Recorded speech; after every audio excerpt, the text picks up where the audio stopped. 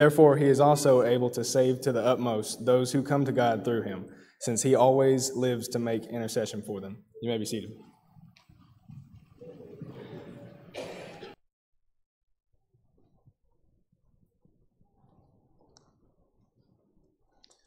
Please turn your Bibles to Matthew chapter 7. Matthew chapter 7. This is what the three previous lessons have been building to. This is the crucial lesson of this 4-lesson series. We ask the question, so what? How do we become a contagious Christian? How to become a contagious Christian? Now, once again, get those steel-toe shoes on because I may be stepping on a few of your toes. But always remember, if you feel like I'm pointing the finger at you, there's 3 fingers pointing back at me. In other words, I personally apply everything I say triple to me, okay? Now, why am I calling it how to become a contagious Christian? The key word is contagious. What does that mean, contagious? Well, if a germ is contagious, it just naturally goes to other people. You know, if you're contagious, your disease, your bug, your germ just goes without you even realizing it. I want to help all of us to be like that, so that our Christianity just kind of bleeds off and it impacts everybody that we come into contact with. Now, remember your 5. Those are those 5 people. Those 5 people that you love. They're special to you. You know, a friend, a family member. Now remember, the only qualifier is this. Each one of your 5 has to be either an unfaithful Christian or not a Christian. We're talking about people who are not faithful to the Lord. Since we're talking about people that you have contact with that are special to you, we're going to skip step 1. Step 1 is developing a relationship, developing a connection to your student. Well, see, you already have that. You know, you already have that connection, that relationship. So we're going to skip step 1. And go straight to step 2. What is step 2? Every one of these slides that you see tonight, I need you to add something to it. I want you to add and pray. Prayer. I want to challenge all of us to really pray for our 5. Now, here's what happens usually. Usually what happens is we'll pray maybe a day or 2 and then we kind of, well, we had a good intention, but we kind of forget about it. I don't want to see that happen. I want to challenge us to keep on praying until every person on your list is either a Christian or they say, hey, just bug off. I don't want to talk to you again ever. If they cut it off, so be it. You've done your part. So I want us to pray for these 5 people until they become a Christian or they become a faithful Christian. So how do we do that? How do we keep on praying? I want to give you 2 easy ways to do it. 2 easy ways to pray every day for your 5. Number 1, sticky notes. Put a sticky note on your refrigerator. Put a sticky note on your bathroom mirror. Put a sticky note on your dashboard in your car. Why those places? Because guess what? Bob, I go to that refrigerator several times a day. And I see that mirror in the bathroom several times a day. And every time I get in the car, I see my dashboard several times a day. That's a daily reminder for me to pray, because that little sticky note is going to have your 5 names on it. Number 2, if you're interested, I'll tell you the app later on. There's an app I use that's free. You can download it on your phone. I'll go ahead and tell you the name of it, and then if you want more information, I'll explain it. It's called Awesome Calendar. And what I do in my Awesome Calendar is it says, did you pray for your 5? That little reminder, I've set it up to remind me 5 times a day. On my phone, it pops up on my screen, a notification. More than that, I will have it to remind me 10 minutes before I'm supposed to pray. So I get 10 reminders every day to pray for my 5. With the bathroom, with the refrigerator, and with the car dash, and with your calendar reminders for your iPhone or Android, hey, you're going to be reminded to pray. So every one of these slides, just add on the bottom and pray. Now, let's get into the lesson. As we will discover, becoming a contagious Christian is first all about living the Christian example 24/7. We've got to be a Christian 24/7 because people are watching us and people notice, and especially your 5 will notice when you're not living that Christian example. Your 5 will notice when you say things that, well, I didn't think a Christian said those kind of words. Your Christian example will notice when you go and take part in activities that, well, maybe a Christian doesn't do those activities. And your Christian friend or your non-Christian friend will be impacted if you are not living that Christian example in front of them. So we've got to be living that Christian example. It's more than just words. It's really, truly living as Jesus.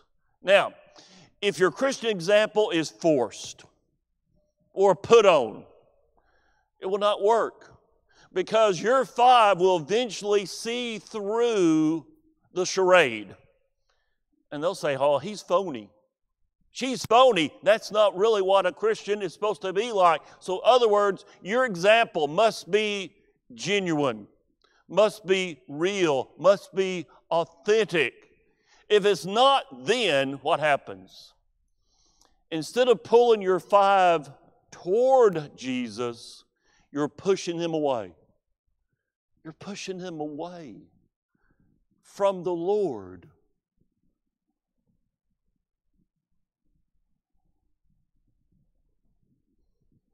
One of the worst examples of this I can think of was a man who was over a very large number of people. And he was supposed to be a Christian. But at work, he wasn't acting like a Christian. And not once, not twice, not 3 times, but 4 times I had Bible studies fail because of him and his bad example. We got to be real, folks. People got to see Jesus in our lives. Now, I want you to look at your 5. Now, keep in mind, think about your 5. I want you to look at your 5 not as a judge. You know what a judge does? A judge sits behind a big desk and passes sentence. And, okay, you're guilty, and you're guilty. Let's not be a judge. Let the Lord judge. Let's be a doctor. What does a doctor do? Well, a doctor is there to make you feel better. He's there to help you to get better. Let's be that spiritual doctor that helps our five get spiritually well. There's a story about a man. He went to a doctor. He said, "Doc, I think I'm dying.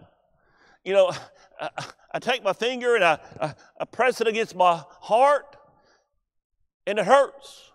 And I take that finger, I press it against my head, and I hurt. And I press it against my stomach with my finger, and it hurts." The doctor did some examination, and he said, "I got good news and bad news. Good news, you're not dying. Actually, you're pretty healthy. The bad news is you got a broken finger." Okay? Now, here's why I tell that story. You and I live in a broken and hurting world, which can leave your five in an acute state of anxiety. Everybody you touch, everybody you know hurts in some way. People you love are lost in sin, and they just plain need your help. And folks, we're the only ones that got the solution. The world doesn't have a solution to sin. You and I have that solution for sin.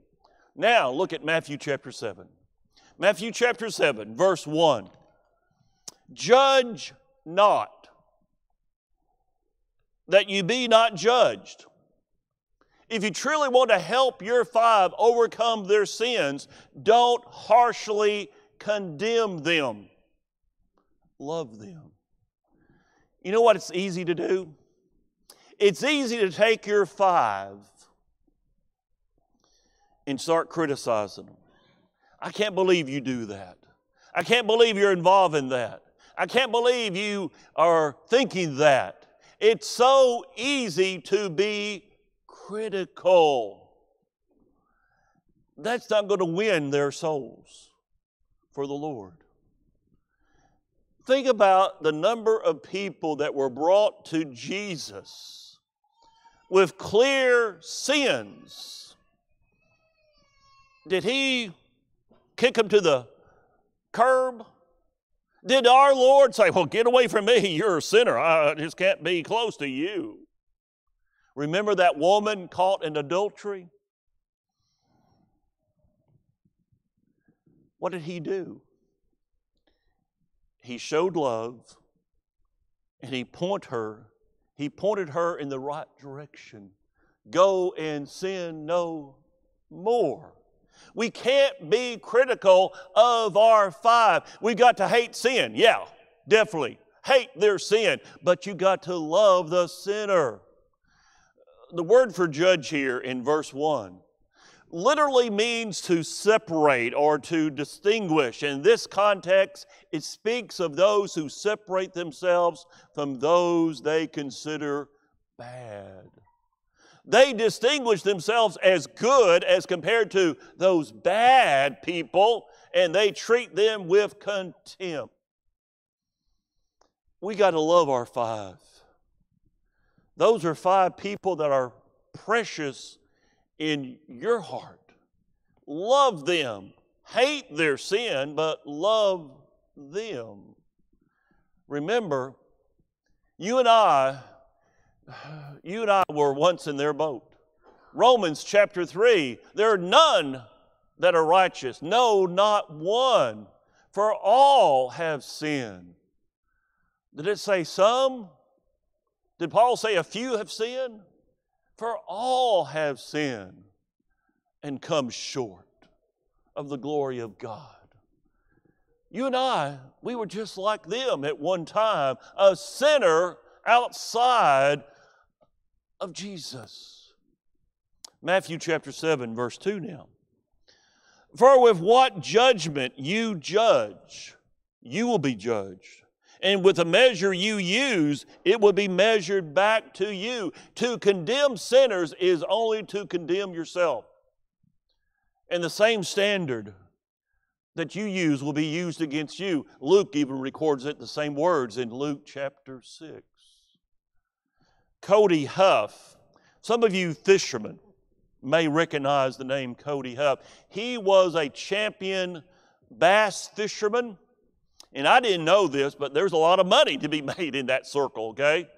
You make a lot of money if you're a champion. And Cody Huff was a champion at that sport at one time. But because of his lifestyle, he ended up losing over $1 million in homes and money and cars. And he ended up literally sleeping on the streets of Las Vegas. That's not a very good place to sleep on the streets, is it? But there he was. Cody Huff is no longer sleeping on the streets of Las Vegas. Why? A woman, a Christian, who recognized him, even though he hadn't shaved in months, and he hadn't had a bath in months, and his hair was all grown out. Somehow she recognized him from when he used to go to church with her many years prior as a little boy, and gave Cody Huff a hug. And that made the difference in his life, and he turned his life around. Do you really want to help your five? Do you really want to help your five recover from their sins? Then start with a hug. Lead with compassion, not condemnation. If you want to truly help someone, first, don't condemn them. Second, clean up your own life first. Let's make sure that we are living it. Let's make sure that we are living the Christian life. Let's make sure we don't have skeletons in our closet. Because guess what? Those skeletons will come out. Let's make sure that we are right ourselves. In other words, live by example, not examination. Verse 3. And why do you look at the speck in your brother's eye, but do not consider the plank in your own eye? Or how can you say to your brother, let me remove the speck from your eye? And look, we got a big old 2x4. A plank is in your own eye, hypocrite. First remove the plank from your own eye, and then you'll see clearly to remove the speck from your brother's eye. Let's make sure our lives are in tune with God's Word. Let's make sure that we're living it, really living the Christian life with all sincerity. There was a man who he thought his wife was going deaf. He said, Doc, is there anything you can do for my wife? He said, well, we need to determine how deaf she is. When you go home tonight, say something to her. If she doesn't respond, walk about 5 feet closer and say the same words again. If she still doesn't reply, walk about another 5 feet closer and say the same words again. He said, I'll do it. We'll find out how bad her hearing really is. So when he arrived at home, he noticed that his wife was in the kitchen with her back to him. He said, honey, what's for supper? No reply. So he walks about 5 feet closer. He says, honey, what's for supper? Still no reply. He walks another 5 feet closer. He says, honey, what's for supper? Finally, she turns around and says, for the third time, we're going to have vegetable stew. What's going on? Who had the hearing problem?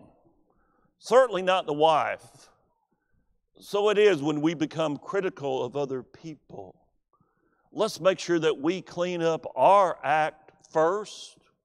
Make sure that we are living it first, and then let's help others to live the Christian life. Who has the bigger problem? No doubt it's the one who is critical. The one who's critical, because the critical spirit comes from a proud heart. And a proud heart leads to what? A fall every time. I think we certainly notice the way people hurt us. before we notice the way we hurt them. Let's not be critical. John Wooden was the famous basketball coach for UCLA for many, many years. He was a little different. John Wooden, after the game would start, he would sit down and he would stay seated until his players would come, like during the timeout, and then he would get up and talk to his players. But while the game was being played, John Wooden always stayed seated. Why? He said, if I criticize my players, how can I ever expect them? How can I ever expect them to respect me and do what I say? I've given them the game plan. They know the game. If there's any changes, we'll make changes when I call them over during timeouts. You see, John Wooden didn't want to slap anyone down with criticism. The person who is continually criticized becomes good for nothing. The effect of criticism knocks all the common sense and power out of him. So if you want to truly help your five recover from sin, lead with compassion, not condemnation. Lead by example, not by harsh examination. In other words, don't condemn. Clean up your life first, and finally, go through the doors God opens. Did you know that God will open doors for you? He will. You see, so often when we try to reach our five, we're trying to reach our five when their heart is completely closed up. They've got a door that just won't open. You know, everything's going well for them. They're on top of the world, no problems. Why would they even consider Christianity if they don't see a need for Christianity? But it will happen. It happens time and time and time again. Something will happen in their life that will prove to them that they're not the master of their own ship, and that door will open. It just cracks open a little bit. But if we will take that step, then we can get through that door and we can reach their hearts. When you go through that door, what do? We lead with wisdom. We don't force our advice on those who don't want it. Don't give the truth to your five who are really not ready to hear it. What did Jesus say? Verse 6. Do not give what is holy to the dogs, nor cast your pearls before swine, lest they trample them under their feet and turn and tear you in pieces. You can't force the truth on anyone who doesn't want to hear it. You can't make them become a Christian. They've got to do it through their own decision process. There was a guy over in France, Fran Reichlet, who in 1911 wanted to test his new design of parachute by jumping off of the tallest man-made structure at that time. The tallest man-made structure at that time was the Eiffel Tower in Paris. The city of Paris said, no, you can't do that. The experts, the science experts say you can't do that because it won't work. You don't have enough time for your parachute to deploy. At nighttime, when the police were gone, he jumped off the Eiffel Tower and jumped to his death. The parachute never opened, and he ended up splattered on the pavement below. You know, there are a lot of people in our world like that guy. They're so full of themselves, they won't listen to sound advice. It's like someone once said, you can always tell an expert, but you can't tell him much. We can't force the Bible on anyone. But when that door comes open, that is our chance. That is our opportunity. So don't waste your time. Don't throw your pearls before pigs. Instead, wait until your 5 are ready to hear the truth. Now, in the meantime,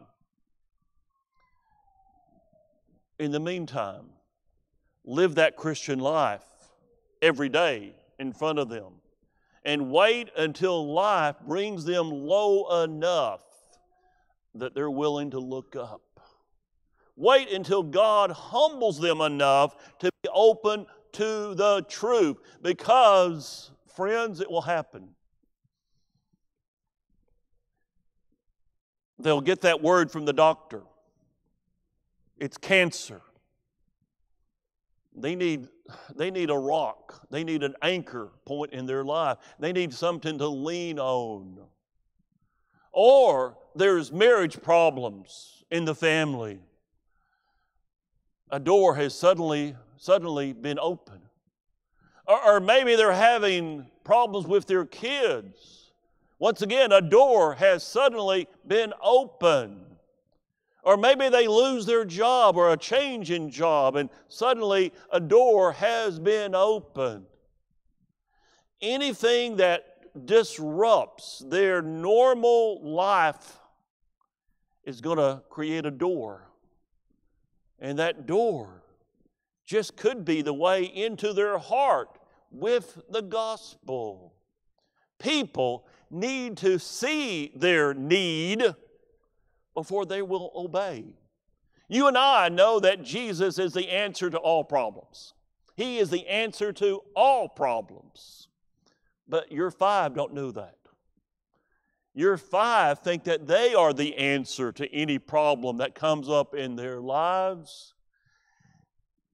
And just wait until that problem hits, and they're going to need an answer.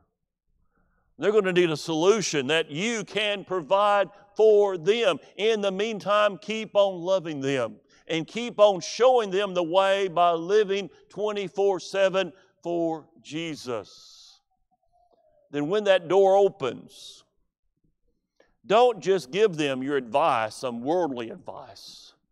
You point them to the true source of healing, Jesus.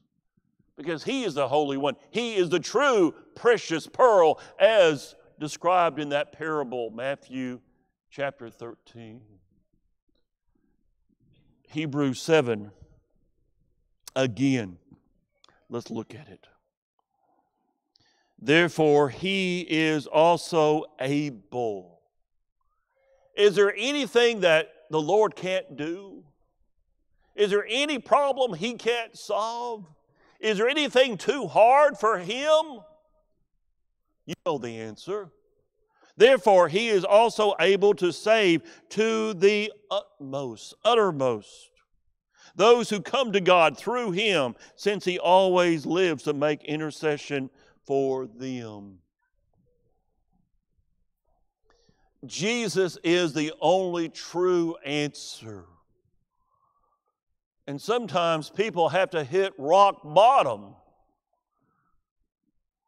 to realize that. But when they hit rock bottom, you be there. You go through that door and you take advantage of that. When God opens that door, don't shut it. 2 quick stories, 2 true quick stories. First off, a negative story and then a positive story. The man and his neighbor. Many years ago, I was visiting a man. We were out in his front yard. This guy, hey, Charlie, he would make Wendell look almost like a beginner at gardening. This guy, he had a yard you wouldn't believe. He was the expert gardener. He had everything. And we're out there. I was admiring all his plants and all. And we looked down the street. He lived in a subdivision just about two houses down on the other side of the street. I saw a man walk out, and he was trying to, I think, work on some what looked like rose bushes. I say looked like rose bushes because I really couldn't tell. They were pretty bad bushes, okay? And this Christian that I was visiting, he said, "See that guy? Boy, I wish he was a Christian. I've known that guy. He's lived at the same house for, I think, better than 10 years.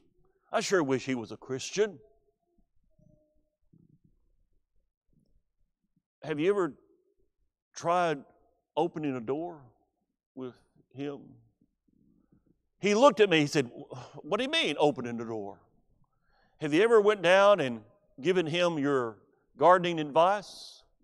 Those roses or whatever it is out there don't look very good. I bet you could tell him how to make them look better.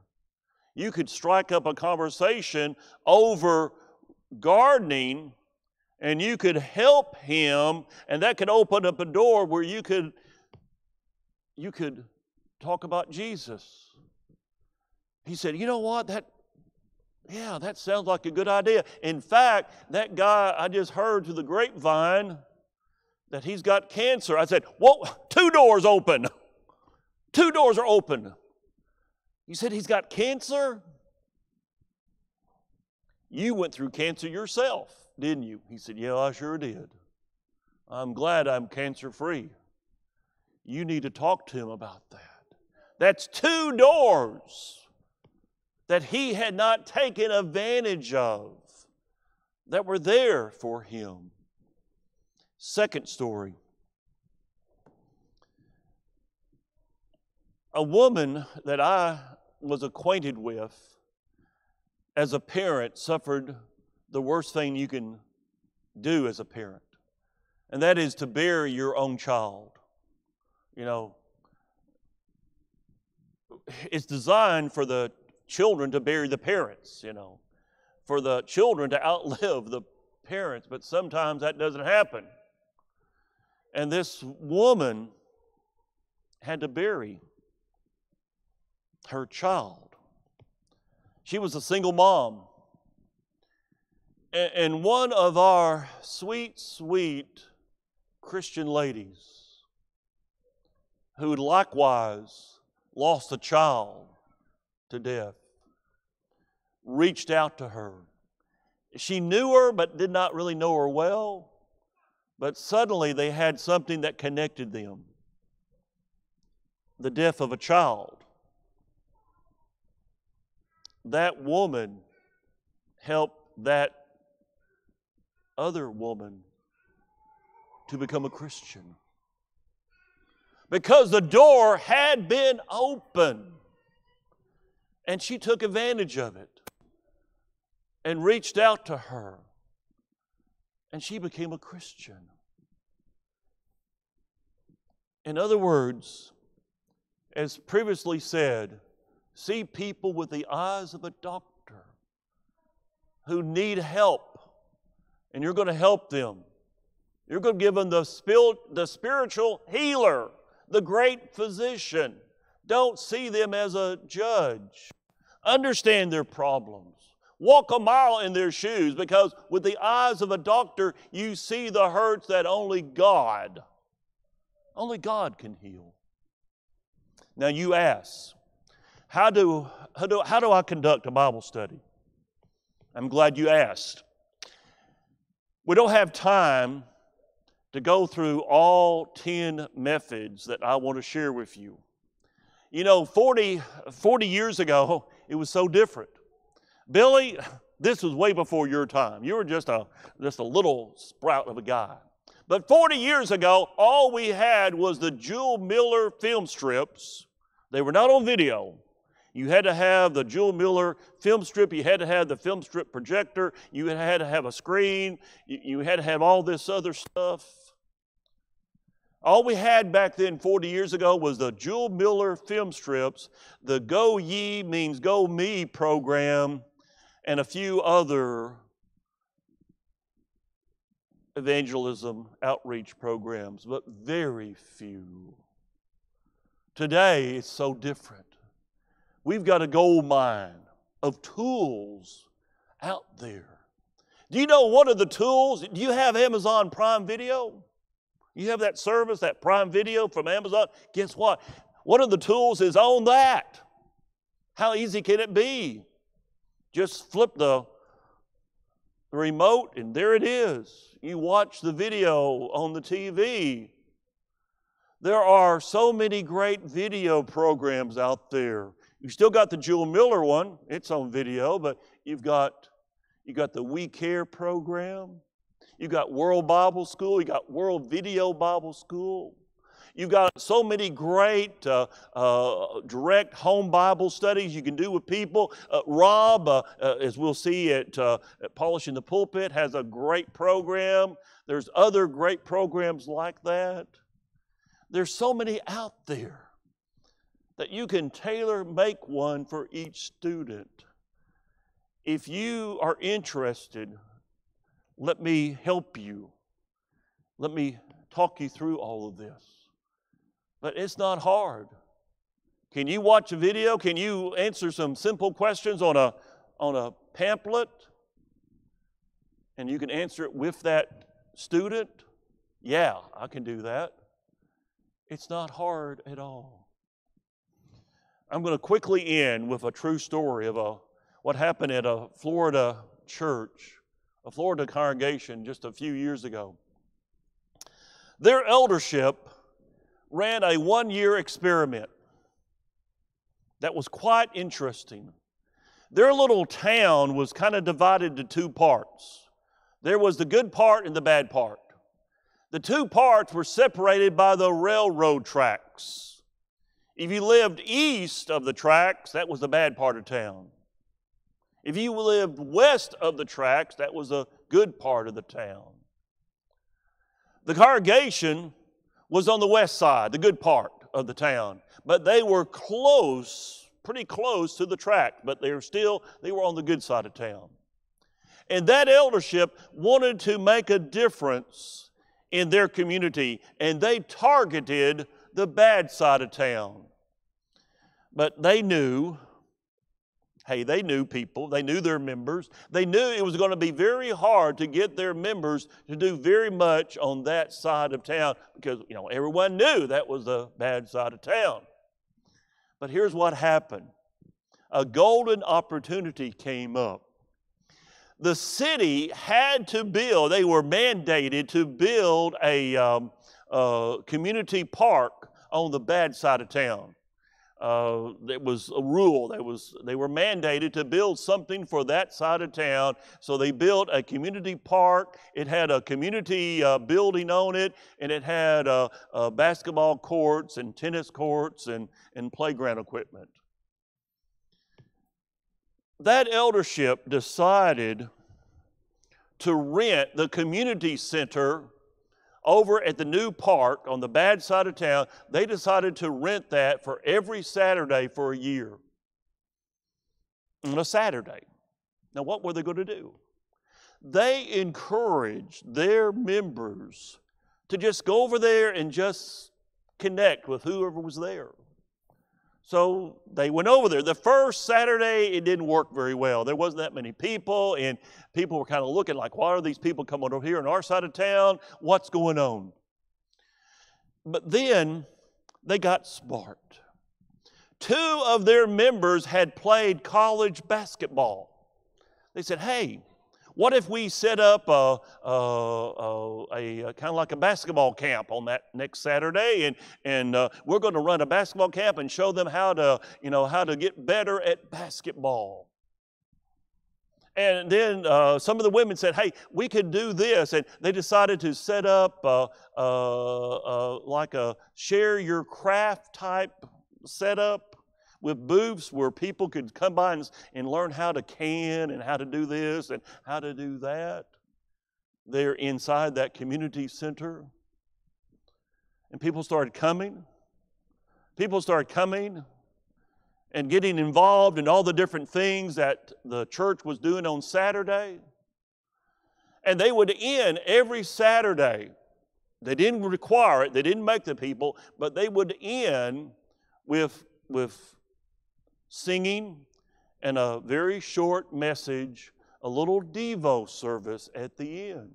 And they would invite whoever wanted to stay for it to stay.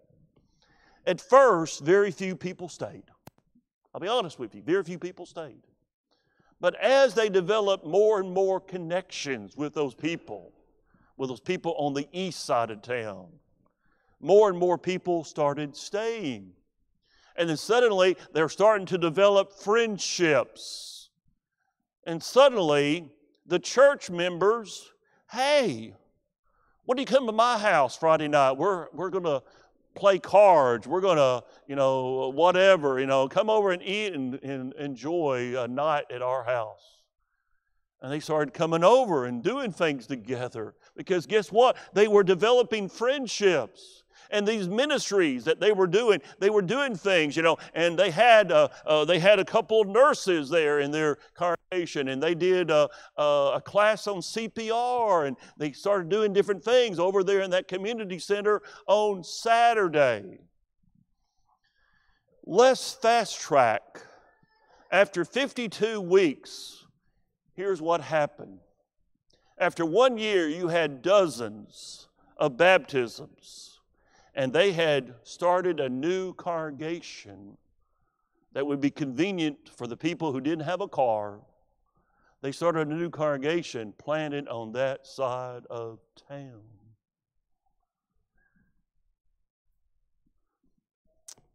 Folks, let's be honest. Your five may not be comfortable at this point to come to this building. Hey, maybe they've never been in a building, a church building. Maybe they don't know, they don't know what it means to worship. They may not be comfortable. Just like those people on the east side of town were not comfortable. Because, hey, they had tried for years to invite people from the east side to come over to the west side. They weren't comfortable in doing that. They rarely got anybody to come over from the east side to visit them in a worship service. So the church went to them. Remember, what we do inside this building is worship. What we do out there is church. We're the church. You and I, we're the church. That congregation in Florida made a difference in their community. The last report I had, the congregation they planted was now up to about 60, 65 people. They had zero. There was not a congregation on that side of town. And then there are some people who have cars that they go over to the west side now. In fact, the two congregations, they do a lot of things joint together, working together on projects and things like that.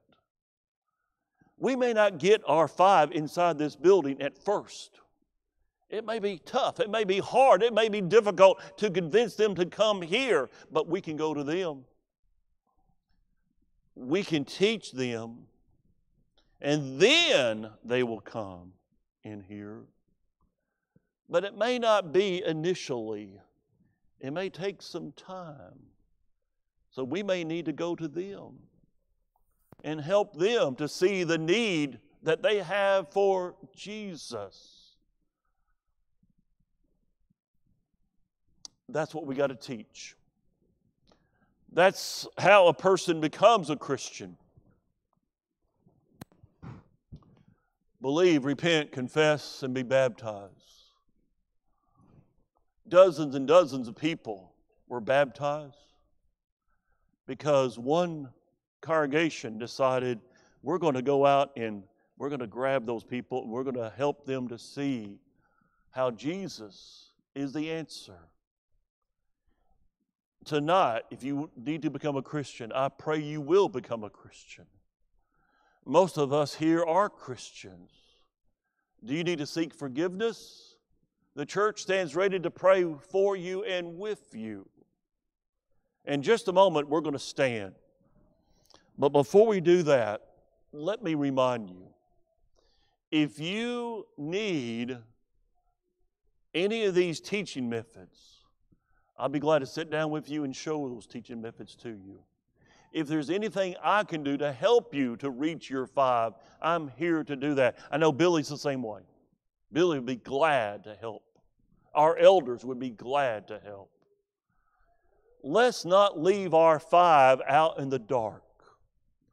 Let's start tonight praying daily, every day, until our 5 become Christians.